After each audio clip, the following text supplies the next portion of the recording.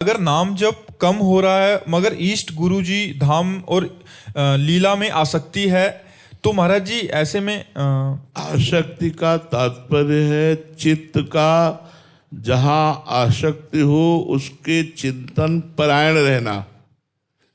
अगर धाम का चिंतन हो रहा है, गुरु का चिंतन हो रहा है, इष्ट का चिंतन हो रहा है, नाम का चिंतन हो रहा है, मंत्र का चिंतन हो रहा है, ये एक ही बात है। अगर चिंतन संसार का हो रहा है और आप कह रहे हैं हम इष्ट और गुरु और धाम में आसक्ति हो, नहीं मानी जाएगी। आसक्ति जहां हमारा मन स्थिर हो गया है, शक्ति नहीं रही मन की कि चलायमान हो जाए, उसे आसक्ति कहते हैं।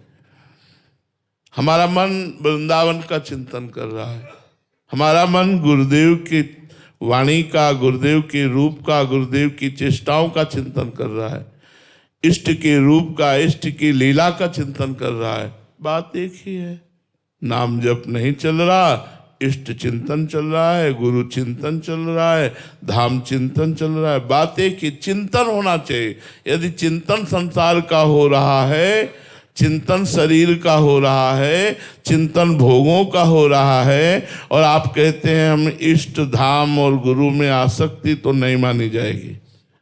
वो आसक्ति का तात्पर्य होता है उसी का चिंतन होना जिसमें हमारी आसक्ति है। यदि विषय का चिंतन हो रहा तो विषयों में आसक्ति है, शरीर का चिंतन हो रहा तो शरीर में आसक्ति है, शरीर संबंधी रिश्ते नातेदारों का चिंतन हो रहा तो उसमें आसक्ति है।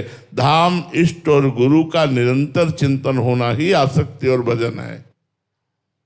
सत्य प्रकाश दुबे जी गोरखपुर से। राधे राधे महाराज जी। महाराज जी, मैं आत्मा और शरीर के बीच का अंतर समझना चाहता हूँ, इसे कैसे अनुभव करूँ?